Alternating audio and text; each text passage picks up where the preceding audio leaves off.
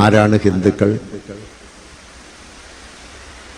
2000 BC-യിൽ ക്രിസ്തുവിന് മുമ്പ് 2000-ൽ ഇറാനിൽ നിന്ന് ഇവിടെ കുടിയേറിപ്പുറത്ത ആര്യന്മാര് ബ്രാഹ്മണിക ആരാധന ഉണ്ടാക്കി കഴിഞ്ഞിട്ട് ഉണ്ടായ ഒരു മതമാണ് ഹിന്ദുയിസം. അതിവിടെ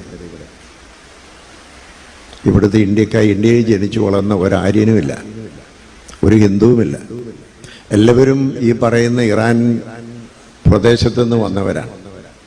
പക്ഷെ അവർ വന്നപ്പോൾ അവരൊരു കാര്യം ചെയ്തത്, അന്ന് വളരെ ശക്തമായിരിക്കുന്ന ഇൻഡസ് വാലി സിവിലൈസേഷനുണ്ട്, മോഹൻജദാരോ ഹാരപ്പ എന്നുള്ളതൊക്കെ നമ്മൾ പഠിച്ചിട്ടുണ്ട്.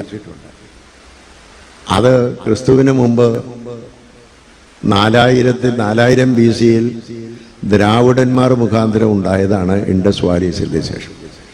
ഈ ദ്രാവിഡന്മാരും ഇവിടുത്തുകാരല്ല. ദ്രാവിഡന്മാർ ആഫ്രിക്കയിൽ നിന്ന് ഇറാൻ വഴിയായിട്ട് ഇന്ത്യയിൽ വന്നെത്തിയവരാണ്. പക്ഷെ അവർ ഇൻഡസ് വാലി സിവിലൈസേഷൻ ജീവിച്ചിരുന്നതുവരെ ആര്യന്മാർ 2000 BC-യിൽ വന്നിട്ട് കൈയടക്കി പ്രദേശങ്ങളെല്ലാം കൈയടക്കിയിട്ട് ദ്രാവിഡന്മാരെ തെക്കോട്ട് പറഞ്ഞു വിട്ടു. അങ്ങനെ തെക്കോട്ട് ഓടിച്ച് പലായനം ചെയ്ത ദ്രാവിഡന്മാർ ഇന്ന് സൗത്ത് ഇന്ത്യയിൽ താമസിക്കുകയാണ്. തെലുങ്ക് സംസാരിക്കുന്നവരും കർണാടകവും തമിഴും മലയാളവും, ഈ 4 ഭാഷകൾ സംസാരിക്കുന്നവരാണ് ദ്രാവിഡന്മാർ. അവർക്കും അവരുടെയും ഒറിജിൻ ഇവിടെ അല്ല എന്ന് ഞാൻ പറഞ്ഞു.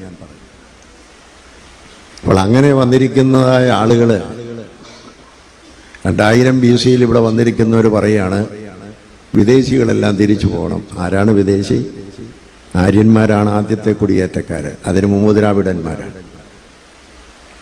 ഓരോരുത്തരും മതം അനുസരിച്ച് ജീവിക്കുന്നവരാണ്. ഹിന്ദുക്കൾ ഹിന്ദു വിശ്വാസത്തിൽ ഇന്ത്യയിൽ ജനിച്ചു വളർന്നവരാണ്. ഇവിടുത്തെ ക്രിസ്ത്യാനികൾ AD 52 മുതൽ ക്രിസ്തു മതം സ്വീകരിച്ച് ഇവിടെ ജനിച്ചു വളർന്ന് ഈ രാജ്യത്തിൻ്റെ പൗരന്മാരാണ്. ഇവിടെ ഇസ്രായേലിൽ നിന്നുള്ള ആളുകൾ ആരും ഇവിടെ ക്രിസ്ത്യാനികളായിട്ടില്ല. അറബി രാജ്യത്തിൽ നിന്ന് ആരും ഇവിടെ ക്രിസ്ത്യാനികളായിട്ടില്ല. ഇവിടെയുള്ളവർ ഇന്ത്യൻ ഒറിജിനാണ്, ഇന്ത്യയിൽ ജനിച്ചു വളർന്നവരാണ്. അതിവിടുത്തെ മുസ്ലിങ്ങളാണെങ്കിലും അങ്ങനെ തന്നെയാണ്. അവരിവിടെ ജനിച്ചു വളർന്നവരാണ്.